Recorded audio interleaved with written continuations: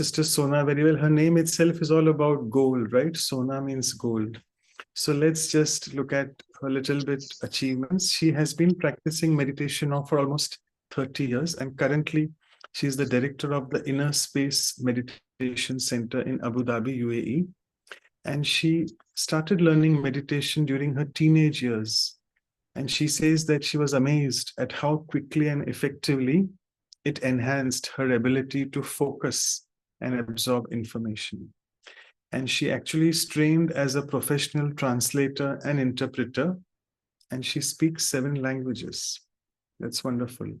She is also, before she came to serve here at the Inner Space Meditation Center in Abu Dhabi, she held the role of the retreat center coordinator in Australia at the big retreat center in the Blue Mountains called the Center for Spiritual Learning, and that was from 2001 to 2006. And she really is sort of a corporate trainer and has worked with many, many companies, to name a few. Many of them are in Abu Dhabi. So it's, I must say, Emirates Energy Corporation, Etihad Airways, embassies in Azerbaijan, Cleveland Clinic, so on and so forth. So let us just look at the value, and I'll just take a few more minutes, the poem for you as always. So today's guest, Sister Sona, is indeed the divine's golden coefficient. And that's because in her work style, she's always very proficient. She's received from the Supreme a lot that makes her so sufficient, keeping her always abundant, away from anything deficient. Her strong connection with the Supreme, who is the ever omniscient, makes her acquire everything as she truly becomes beneficent. She says, for the Supreme, let our intellects be always reminiscent, so that our thought, word, and action become coherent.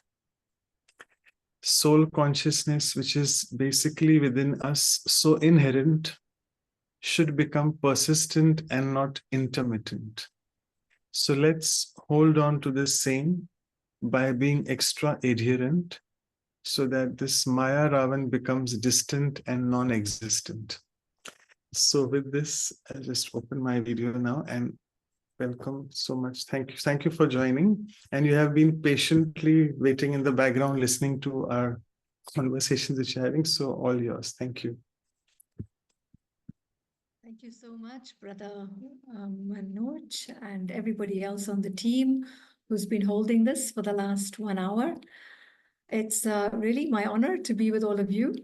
It's lovely to see some faces who I recognize as well, some of the translators, some of the people who have joined. It's always wonderful to be in a gathering. And today's value is not a common one, is it? How many times do we use the word proficient or proficiency in our life? You know, there are some words that are quite common and we all have a notion about them, but this was something different. And I think for me, it's so important to position the importance of every value as so unique. There are words that can be connected. There are words that can be similar. And yet, you know, each one is so special. So I'll start off with just understanding what proficiency is and then keep going. And I guess at some point, I'm going to start to bring in spiritual proficiency. Because I think the background to even spiritual proficiency is just understanding proficiency. Then we can take it into, well, how do I apply this into my spiritual life and my spiritual journey? So what is proficiency? If you say somebody is a proficient translator, if you say someone is a proficient doctor, what does it mean? It means that they have a very high degree of skill. So a person demonstrates proficiency in, and then there is a certain area of life. Just as we beings on a spiritual journey would be expected to be proficient spiritually. And we'll come to what that means later.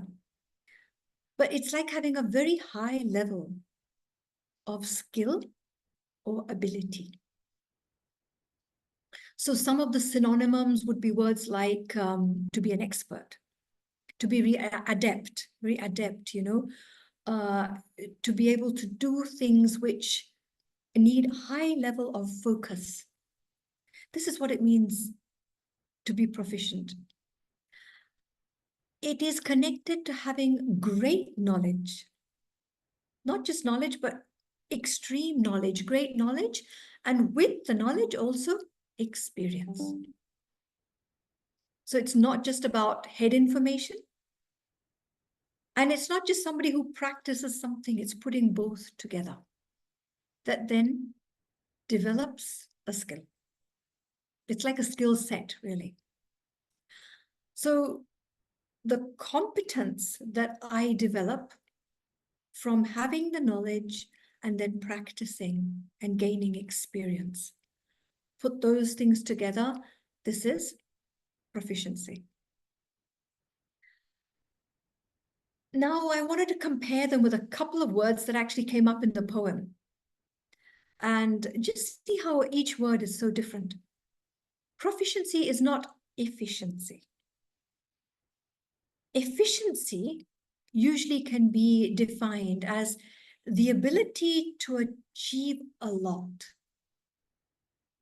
with minimum input or less input. So less wastage, more attainment. That's efficiency. You know, a machinery might be very efficient. It uses less electricity and gives a good outcome. Some of us buy fridges and they have like a rating on them, you know, an efficiency rating. That's not proficiency. That's efficiency. It's different. I hope you can understand the slight difference, you know. So the ability to achieve the goal with maybe less wastage, less effort, less time. Yes, it's a good thing, not proficiency. So if you're efficient, you will definitely achieve your results using your resources, but it may not mean that you have that incredible level of skill. Another word that came up in the poem, which is not proficiency, but it's similar, is sufficiency. Sufficient means there's enough quality. Sufficient means that there is enough of something, enough amount to manage. But it's not having the incredible great deal of skill. So you could be a sufficient yogi, but not a proficient yogi, and they're different. And once again, you know, so important to understand that every word is so specific and so special, but not the same. So I've come up with a methodology to achieve proficiency. 5 steps to proficiency. And let's see if we can understand them logically and how we can translate them spiritually. So important to understand the parallels, because I don't believe that a value or a skill that we have is only useful in our world out there. Anything that you're good at, you can actually translate it for your inner self and your inner growth as well, isn't it? Somebody who has a skill out there can actually be applied inwards as well. And in fact, most of us do that naturally. So the first thing I think that's really important before I can become proficient in anything is to begin working on where you need to improve, to know your strengths, know your weaknesses. Proficiency, don't forget, meant having incredible amount of skill. not just a little bit of skill here, but none there. It's having the whole lot. And you know, some of us in our spiritual life, we tend to be very good churners, very good head people, good at giving classes. So gyan or knowledge, information churning is very good.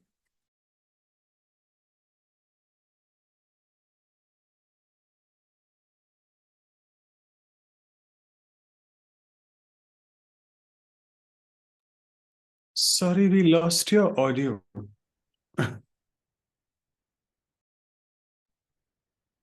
So sorry, no idea why that happened. Okay. All right, I'm glad you told me. So where did you, what did you hear? Did you hear the first point? Yeah, Evaluate? just the last sentence. Yeah. Okay, all right. So we were talking about evaluating myself, understanding my strengths and weaknesses. Because don't forget that proficiency is not sufficiency. It's not just being pass mark. It's not just having enough in one area, not in the other. Proficiency means having great skill across the board, everywhere. So, you know, some of us on our spiritual path, we might have come with a very good intellect. We might be very good at churning knowledge. We might be very good at understanding things. But we may not be so good at stilling the mind. We're good at working with the mind and keeping it going, but not good at creating stillness and silence. So I wouldn't call that a proficient yogi, a proficient spiritual person. I would say that you have, you know, good qualities of churning, but you won't be proficient because you've kind of only honed in on one area. So I'd say that the first step towards becoming proficient, whether in your Lokik life out there or in your spiritual endeavor, is to deeply evaluate what is it that I need to focus and improve. Know your strengths, very, very important, but also know the areas of challenge, the areas where you need a little bit of extra skill. That's where you want to improve. And let me just give you 30 seconds to do that now. If you think about your spiritual journey over the last year or 2 years, and if you gently ask yourself, what areas am I really good at? I mean, generally in the Brahma Kumaris, we have 4 areas to look at. And broadly, it's good. You know, you can sort of evaluate yourself on the basis of, am I good at churning, understanding? Am I good at holding my mind and intellect still, which is what we call yoga? Am I good at actually taking gyan and yoga and being able to reflect on my life and apply them? Or do they remain just as head knowledge and information? So that's the third subject. Am I able to make them real? Can I imbibe them into my life? Some people are very good at that. They're good at taking a concept of gyan and going, that's interesting. Now, how can I apply it? Some people aren't that good. They go, well, it sounds good, but what do I do with it? You see? And then, of course, there's the fourth subject, which we all know about and love, which is passing it on, being able to support the lives of others, or in other words, service. And for some of us, it's natural that we like to pass on what we know. For some, it's natural to pass on who we are and what we've become. And for some, they're quite shy and perhaps don't know how to reach out. So I'll give you 30 seconds to evaluate, what am I good at? And what do I need to work on for my own spiritual proficiency?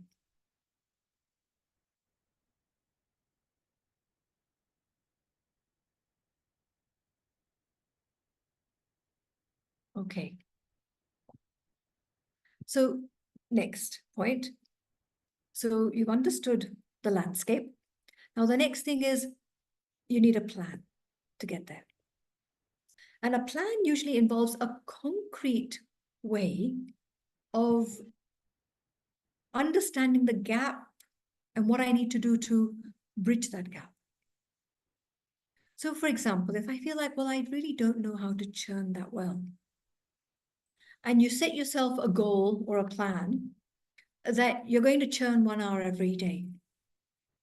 Honestly, if it was me, I'd probably last about a day and a half, and that would be the end of me. From not being a churner to want to churn for an hour, it's too hard. So my plan needs to be bite-sized. It needs to be achievable. You know, if you want to learn how to churn, then maybe you could take 1 point, churn for 5 minutes. And your churning might be a written churning. Your churning might be speaking to yourself in the mirror, which is also a great way of churning. Your churning might be picking up the phone and talking to a friend and saying, hey, let me share these ideas. What do you think of them? And that's your way of churning. Have a plan, a very specific plan on how you're going to become better in this area. If your churning is good enough, but your yoga is not good, and you say, well, I'm not really a yogi, it's so hard for me to be still. All right, well, to become a yogi, all you need as a first step is hold your mind and intellect still for 1 minute. Can you do that?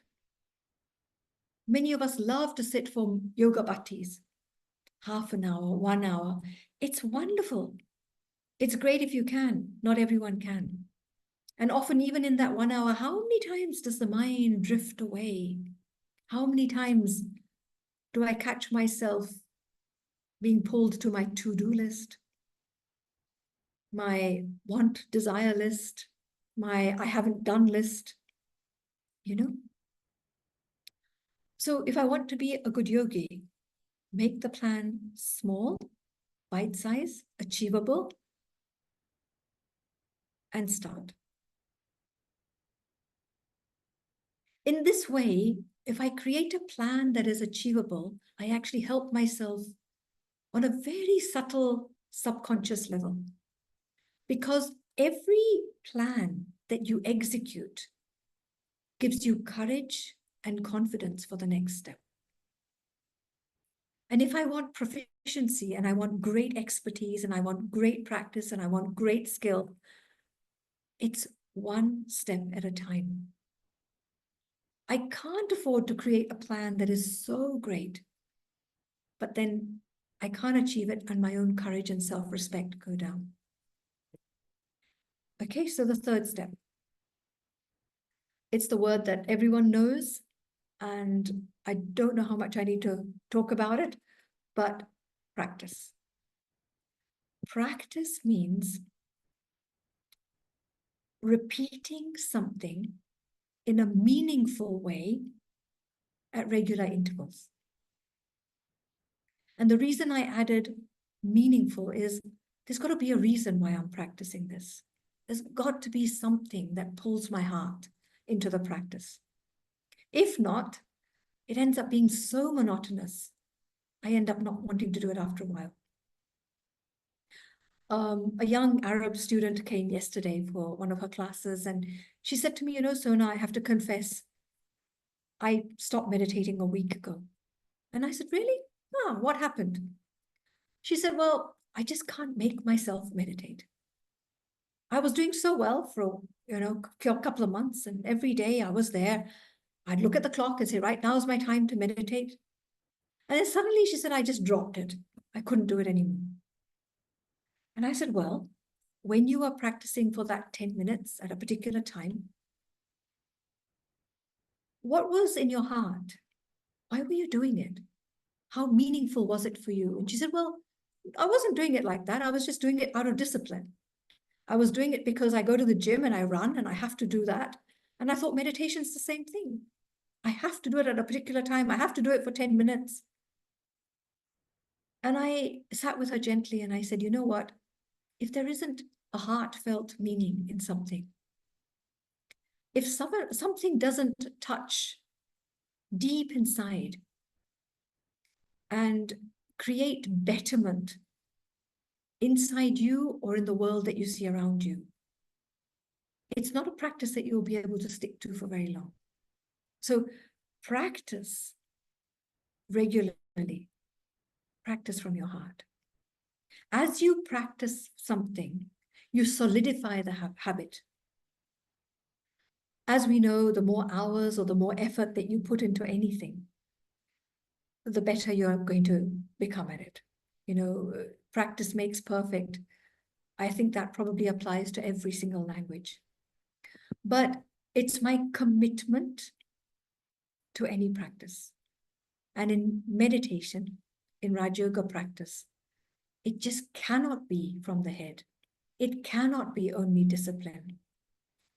The meaning for me in my practice of anything, whether it's the practice of listening to a daily class, whether it's the practice of waking up in the morning, whether it's the practice of meditating regularly, behind everything is the knowing that a better me creates a happier, non-violent, more peaceful world.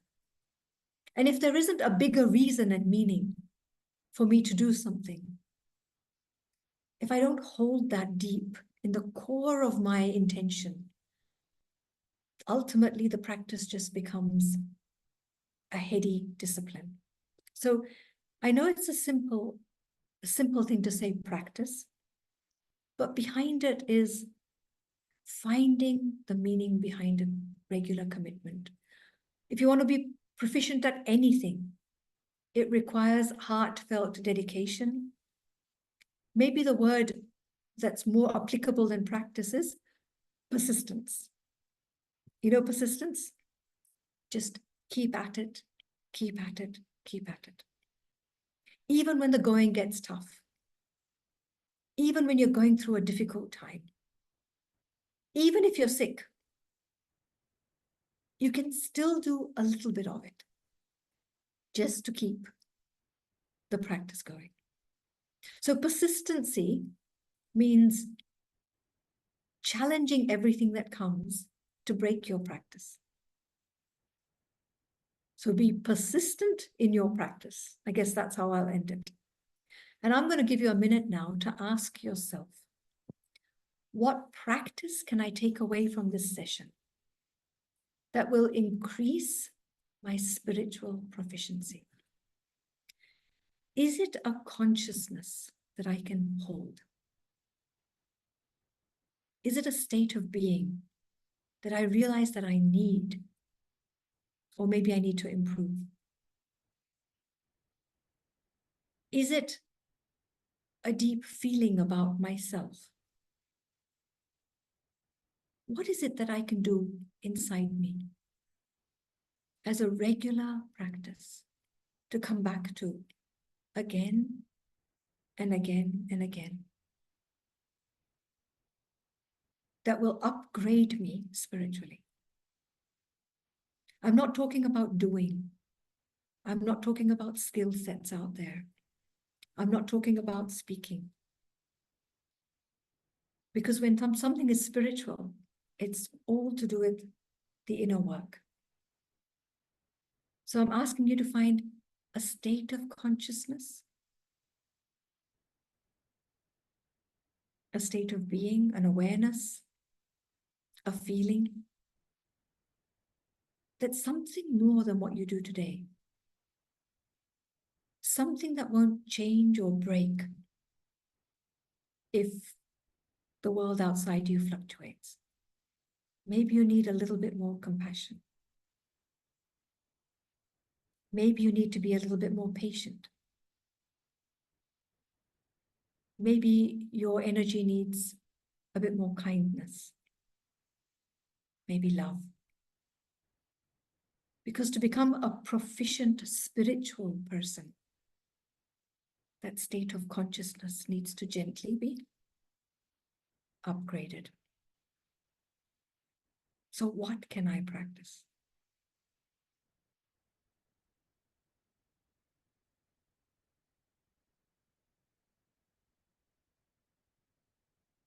Okay, so then I'm going to come to my favorite one. and that is to find a mentor. For many people, a mentor is someone they check in with regularly. Somebody who you deeply trust. Someone who is very honest with you. And who won't just pat you on the back all the time saying, oh, you're doing brilliantly, when what you actually need is someone to tell you where you can improve. Find someone in your life, a spiritual mentor, who can actually be very detached. And when I mean detached, unemotional with you. And who can just be there as a sounding board to hear you out. When you want to discuss something that's not shifting inside you, or a particular area where you need some help. And honestly, I'll tell you, having a mentor, having a friend, and maybe not one, maybe many. You know, maybe you have a community or a group or a WhatsApp group. You might have a regular check-in group. You might go to class, to a center every day. And so the group that you're with there, they might be your mentors. I don't know. But each one of us needs a sounding board or two. Because no matter how much I do my inner work, no matter how incredibly skilled I am at making my own effort, what someone else can see of me in a very objective way, in a very detached way, is different to what I see in myself. So if I want to be proficient and I want to have great skill at mastering my life, I can't work with what I know. I need to work with what I don't know. And most of the time, others can see what we don't see. I mean, I can use this example. It's probably not the nicest, but have you ever met someone and you go, God, if only that person knew that they're so bad in this area. You know, you see someone, oh, if only that person knew how much they upset everyone around them. If only that person knew what kind of energy they keep spreading. And you wish that they knew what you can see in them. And I think it's the same for all of us, to be very honest. You know, maybe we're not negative and maybe we don't have that hugely negative impact on our environment and the people we love, but definitely, if you think about it, there are others who are observing you from a very different perspective. And they can see layers within our subconscious mind that perhaps our ego is not ready to look at the moment. Because the more proficient I become, or the more my consciousness starts to go up, because that's really what spiritual proficiency is, isn't it? As my consciousness gets upgraded, the eye of the intellect opens more and more. And the eye is able to observe from a much more subtle perspective what is going on inside me. So 6 months ago, what I saw in myself, today, I see much deeper than that. Maybe 3 months ago, what I actually justified and said, well, obviously I have to behave like that. What do you expect? The situation was like that. Today, I would say, no, I can do better. I could have done that better. And there's no justification because the ego has dropped and I'm looking at myself from a much deeper perspective. But you can fast track this. You can fast track your spiritual growth and get to proficiency much faster with the help of a mentor. So find yourself someone and tell them and say to them, look, can you tell me something about myself that I don't know that might be worthwhile me looking at? And see what they have to say. I must say, to have a good mentor and to have that open discussion requires 2 things, a lot of humility and a lot of courage. But the result of it is, as I said, fast track to proficiency? Okay, so I'll leave it to you to think about whether you have the courage. That's the first.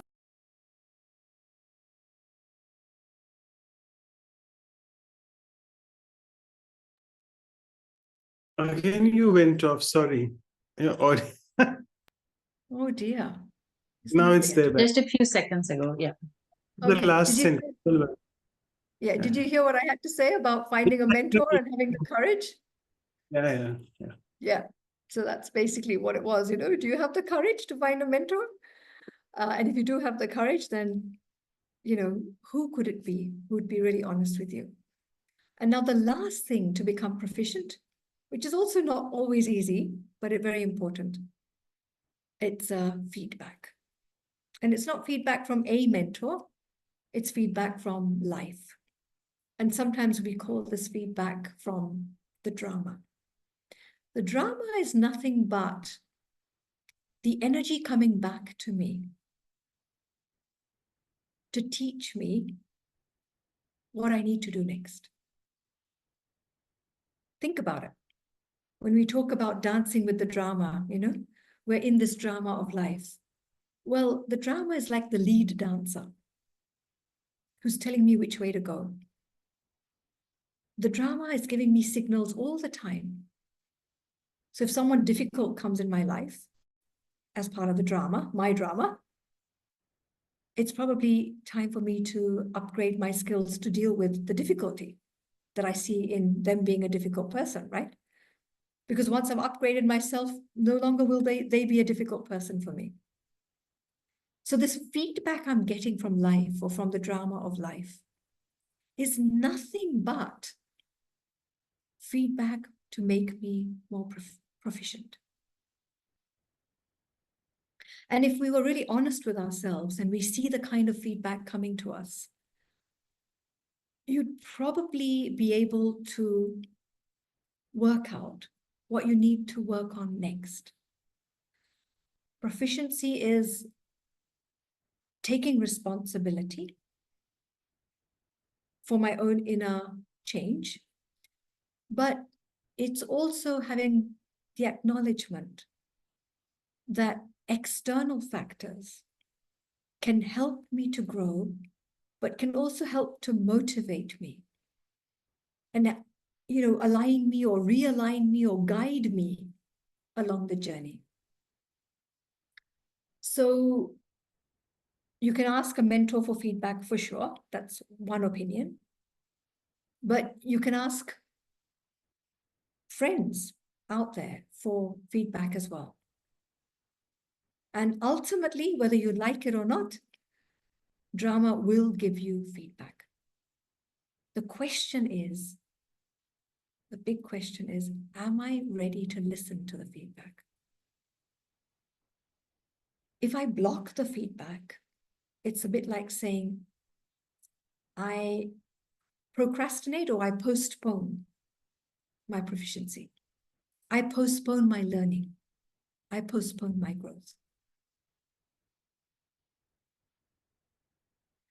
And I think many times when the soul feels overwhelmed, that I've been learning a lot and I've been growing a lot and I kind of feel like I've been fast-tracked for too long. Then when I get that feedback and I get those signals from life, from the drama, I just feel like saying, you know what? I'm done. I can't learn anymore. So then we start with a very unique game when we don't want to listen to feedback. Do you know what that game's called? I'm sure you all play it because I do as well sometimes. It's called the blame game. When I start to push the blame of the feedback on someone or something or the drama. And I say, well, actually, it's not about me because I don't want to grow anymore.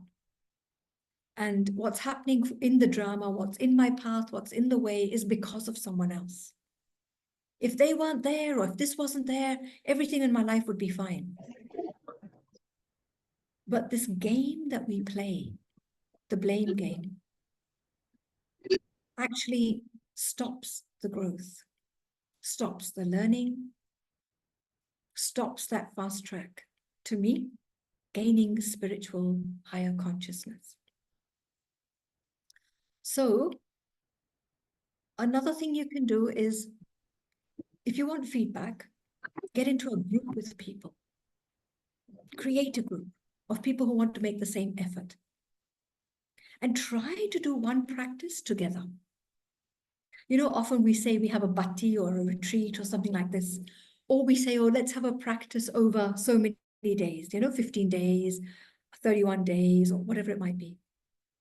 And the reason we do that is because when we check in with each other, we learn from each other, especially when you're practicing the same thing together.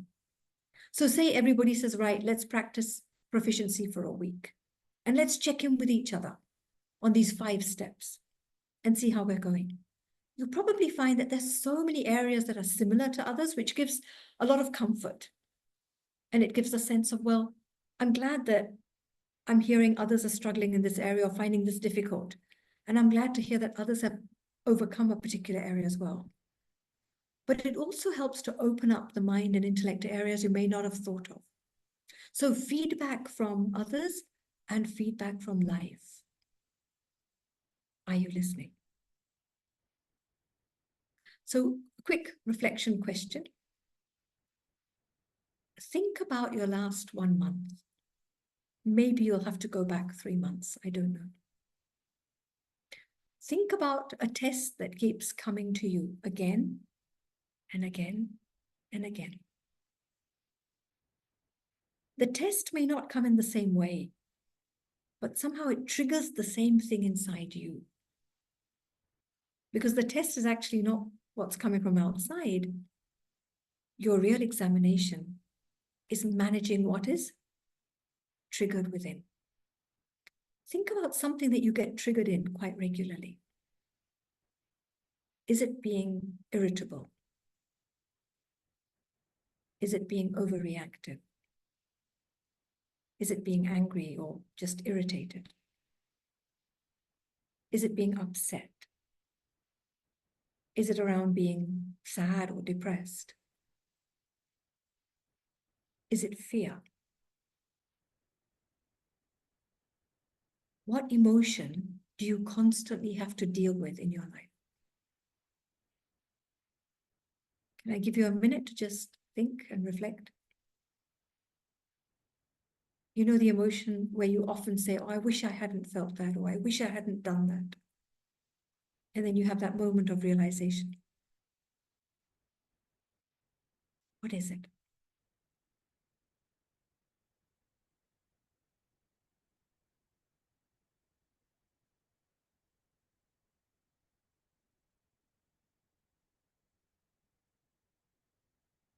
What is the feedback that life is giving you?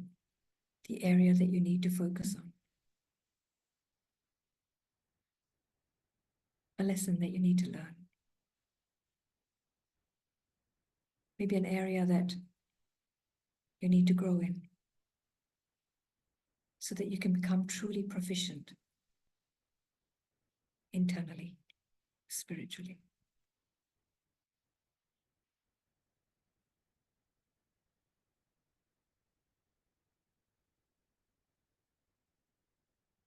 Okay, so I'm actually just going to finish in the next 5 minutes, but I really wanted to give a little bit of time for you to ask questions. So if you do have questions or comments, if you would like to sort of start typing in the chat box now, and I'll come to them after I finish, after 5 minutes. And I would also like to finish with a few moments of meditation, which is so precious, reflecting on some of the points from today. So, proficiency. It's having great skill at getting to the very best consciousness or vibration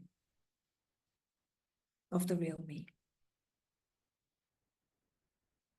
Proficiency is having maximum influence just through my own being.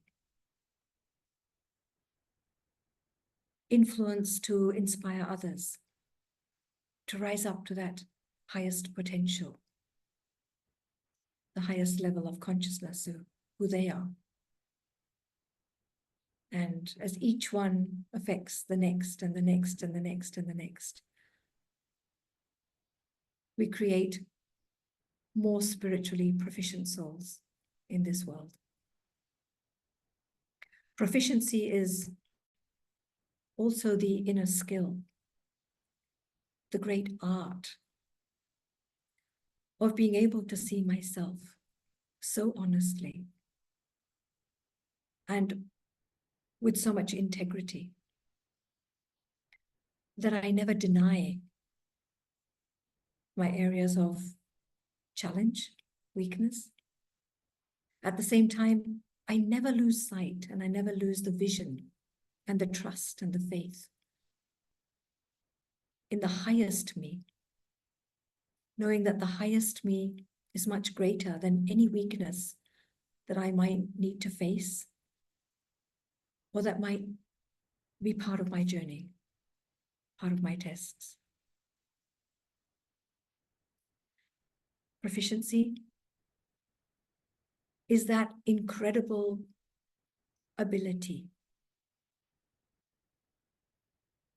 to not just hold my highest vision on myself, but to hold God's vision, the vision of the Supreme, on everything and everyone at every second. To know that every moment along the journey, every second that ticks away in the drama, is the best it could be, and that there is only benefit, only goodness, only amazement in it, for me, for others, for all. So, dear friends, proficiency on a spiritual level. It's up to you, really, to ask yourself, how proficient do I want to be in being as close as I can to God, as God-like as the soul can be? And it's really up to you to decide how quickly you want to get there. It's easy, but it just requires deep will, dedication, and determination. So, are there any questions or are there any comments in the chat box? Okay, so thank you so much. At the moment, we can't see any question, but yeah, I had a question that someone asked as well before, that I am proficient at workplace. Maybe I am, what do you call the A1, the type A person, like they're the ones who want everyone to be efficient and proficient, and they always want to be experts and always want to be good at everything. But my colleagues are not proficient, and that's the source of frustration and irritation for me. So how do I deal with this? Yeah. Well, you see, one aspect of proficiency is definitely having self-respect, knowing my own skills. But another aspect of spiritual proficiency is being able to see others different to me, but so special, equally special to me. Because a deeply spiritual person is one who doesn't see differences or competition between two souls. So the fact that I can expect others to be like me is only an aspect of my ego. I know it sounds a bit harsh, but that's what it is. I'm sure that if someone came into the office, they might be able to point out to you areas where your colleagues, who appear not to be proficient as you, are perhaps better than you. They might be the sort of people who care more for each other. They might not be so good at skills, but they go and ask people, are you okay today? You know, got any dramas going on at home? Are you feeling well? And honestly, any group, any office group, any family group can't survive just on skills. We also need bonding. We need care. We need compassion. So whilst it's important to acknowledge your own skills and to know where you are proficient, if you have a vision, as does the Supreme, and you look from up there and you see each one in your group at work, you will see something that they're very good at. Perhaps it's not something that you have. And it may not be to be directly connected with the skill that you're exhibiting in the office. Maybe they're not good on computers. You know, maybe they're not good at project management. But maybe they're the kind of person who anything needs to be done and no one wants to do it, they'll do it. And you need somebody like that in a team. You know, the kind of person who's always cooperative. So look for proficiency in others and you'll see it. So wonderful. Is soul conscious? Oh, okay. There's a big question come up. I'll just read. I'll just take first, which I was asking. Is soul consciousness the solution to every problem? So I think the first thing to do is to understand soul consciousness, because it's such an overly used word. Be soul conscious, be soul conscious. Okay, but what is soul conscious? So for me, when I come to the understanding that I am a being on a journey, I'm the soul traveling on this lifelong path of learning. That is soul consciousness. Because it opens me up to so many possibilities. It opens me up to understanding that the personality that I see, which I call Sona, is not me. I am the being behind the personality who is traveling through life with this incredible head or personality called Sona. So I have to deal with Sona. I have to manage Sona. But who am I? I'm that living energy, the being, the soul, even before Sona existed. Isn't that amazing? That's soul, right? Consciousness. The other aspect is, on a journey, there will be ups and downs. On a journey, there's going to be left, right, interesting things. There'll be plenty of exits off the highway. On a journey, there'll be the path going up and down. There'll be other travelers on my journey. So soul consciousness is not just about me. Soul consciousness is understanding me vis-a-vis the drama of life. Soul consciousness is very much about my position vis-a-vis everything else that's happening. If I position myself in a role, in a label, so I'm mother, then you become my child. I'm a wife, then you become my husband. I'm an employer, you become an employee. Then my consciousness has totally shifted from soul to role. If I'm soul conscious, then who are you? You're soul. Then it's not Sona versus Manoj. It's soul and soul. It's not personality with personality. So, you know, it's such a big, broad word, isn't it? Soul consciousness. I would say all truth lies in the consciousness of I am a being on a journey. To me, that's soul consciousness. And yes, if I understand all the truths that come from that basic fact, the reality that I travel alone, but I travel in a group. You know, it's like being in a bus, but you're seated on your seat, right? Nobody's sitting on top of you and you're not sitting on anyone, but there's people to the left, to the right, front and back. So that's part of soul consciousness, you know, the positioning, the effect others are having on me, I'm having on them. Soul consciousness is, I'm on a journey. I can't jump off the bus.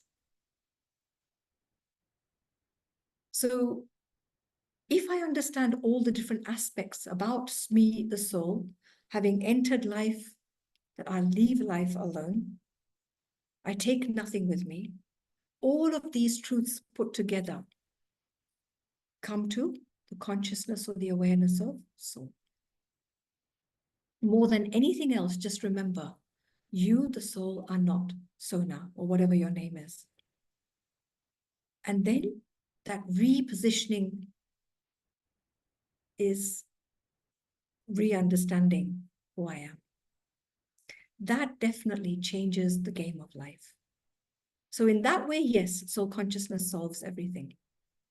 But just to say, well, be soul conscious, think of yourself as a tiny soul, and I don't think that's going to solve any problems. It hasn't for me anyway. It's really understanding all the other parameters that come with the consciousness of I, the soul, on a journey. So wonderful. And people have started sending their questions late. I'm so sorry. We'll just take one of them, the last one, maybe, because time is going fast.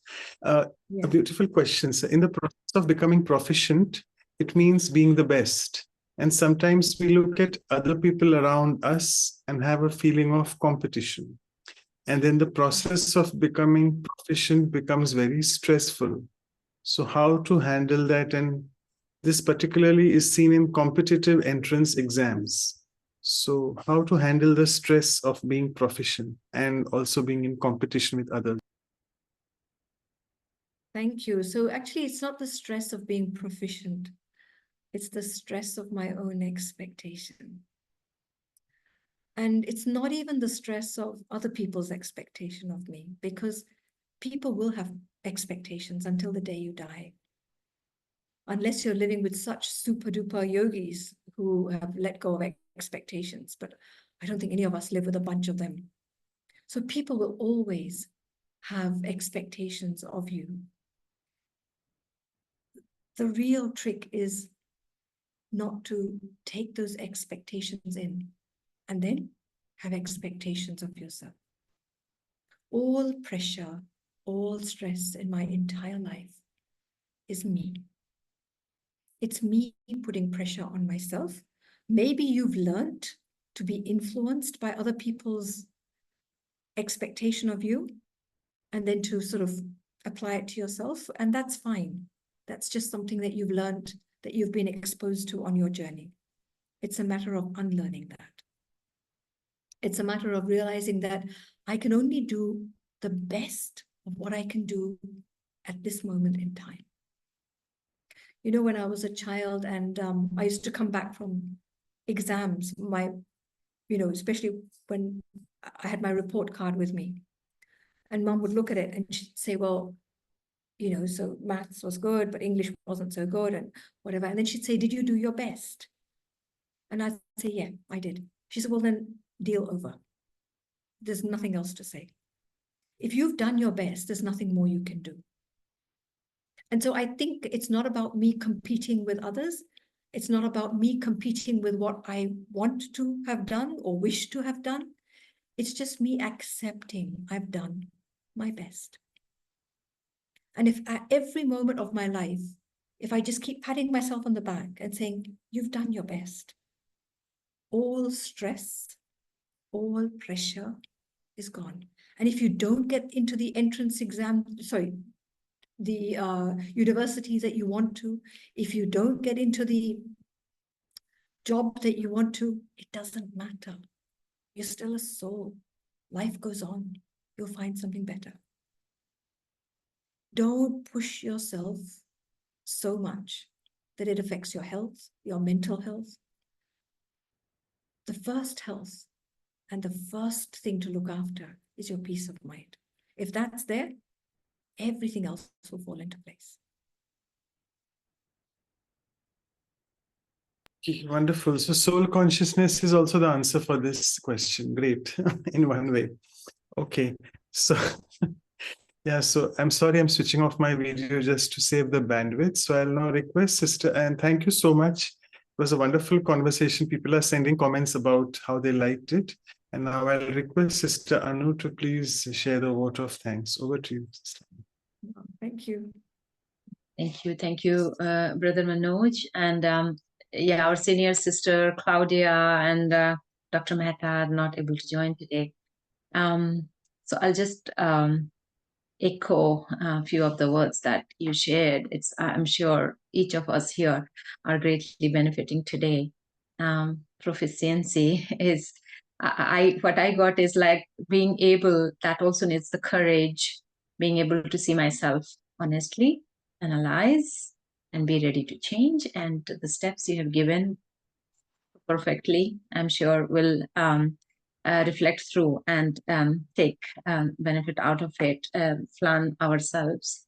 And also I liked it, you said that being able to see others as equally as special as I am. So that is the soul consciousness, no competition, and also repositioning myself accurately as a soul in the whole big, huge drama that's going on around the play. And having courage to have a mentor, to be able to take the feedback, to open myself up fully, to take feedback, honest feedbacks, and change myself.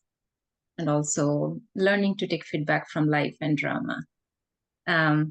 Great tips. So thank you so much on behalf of the whole gathering today. It was really, really wonderful talk. Thank you so much, sister. Thank you so much, everyone, really. So thank you once again. And before we move on to the concluding meditation, I'll just share the screen and do the quick announcements. And all of you just be ready for the photograph as well, which Sister Anu would be taking in the next minute. So as always, we are finishing the month of July. We are having a very senior administrative head, one of the first ones. That was Didi Manmohini. And we covered the value of transparency in the first week of July. So we are having the silence retreat. We always do that over the last month end, the last Sunday. So that's tomorrow for India, which means next 12 hours from now. So morning 8:30 to 10:30 a.m. for India time. The West Coast would be 8 to 10 p.m. And please feel free to join in, though this is exclusively for students, Brahma Kumari students who practice Raj Yoga, but ones who want to have the flavor of how to dive into the depths of silence and helps us in inculcating the value in a much more better way. So please feel free to join. And then we move on to episode 96, which comes on the next weekend, Saturday. It's on accommodation. We have it in Hindi as one of the Shakti's powers. We call it Samana, also Anukula. And we have our two senior sisters from the USA. Sister Geeta, who will be joining from LA. She's along the west coast of US, very senior instrument there. And Sister Hemlata, another very senior instrument from Trinidad, the Caribbean. So both of them will be having a conversation on accommodation. And followed by that, we have another instrument from USA again this time, the workshop on accommodation as we're having today the workshop. So it will be Sister Tina, who will be joining from Global Harmony House in New York, USA. And that will be on Saturday, 10th August, same time. So don't worry, we'll be sending you all the invitations as well and reminders on WhatsApp. And this is our elegant calendar for August. So hold on for the next episodes. We'll be covering, fortunately, 108, not 100, because that's a beautiful figure we felt. So these are our websites and our playlists. And feel free to email us, share your comments, feedback, whatever you feel, please feel free to do that. And everything is recorded, so you can just go online on vihasa.in, or these are the playlists directly. You can click on them directly. We'll be sending you these again in the review materials. So don't worry, they'll be all mentioned in the review materials, which we send it to you all. I'll just stop sharing the screen now. And Sister Ani, you can just quickly take the photograph. So everyone, please open your video if you want to be in this beautiful photo with our dear sister Sona. I'm sure feel yourself as you are and let that proficiency, that true love and smile come out. So everybody, have you opened your video? I got So it. Thank you. So you see that there are so many souls who are there sitting and listening. At least for the photograph, they are owning their videos. That's good to know. Okay, so now we move on to the closing meditation, and over to Sister Sona for the same. Thank you. Okay, so now just drop your pens, your phones, just sit comfortably wherever you are.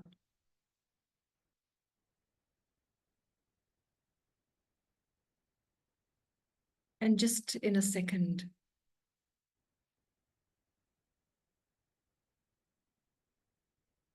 feel your awareness, your consciousness upgrading itself.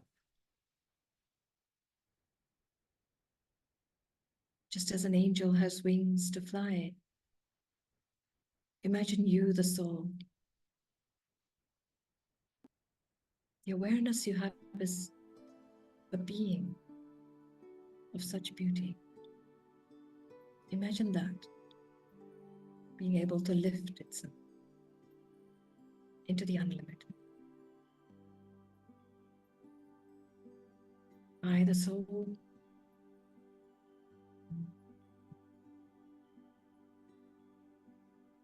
beautiful, pure, clean, in an unlimited way.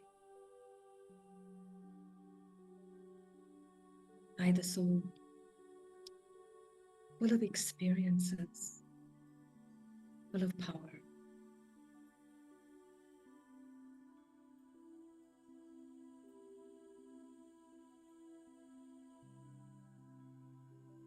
Full of the wisdom of having lived a spiritual life, learned so much.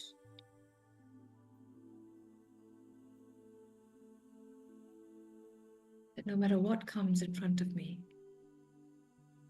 I have the vibration to fly above it. Imagine yourself so skilled that no Maya can attack. No one can pull you down from this elevated, clean and pure state. This is I in my state of proficiency. The I who always sees the best in myself and the best in others. Free from judgment, competition, and comparison. The proficient soul next to God. Just unlimited love.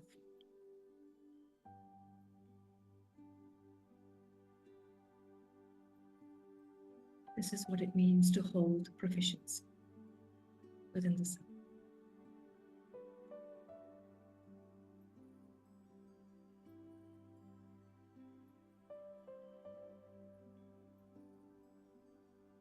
The inner proficiency that keeps my consciousness like that of an angel.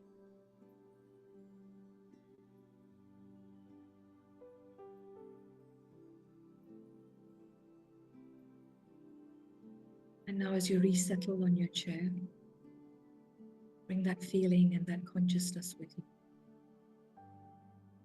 That yes, I trust and I know that that's me. And like the condor that could fly, I too have that hidden proficiency deep inside. And I will fly.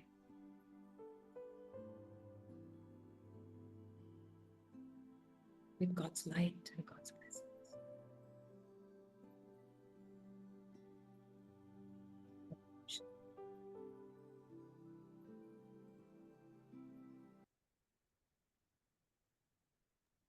Okay, so thank you so much once again, Sister Sona, and thank you all for your participation. Thank you.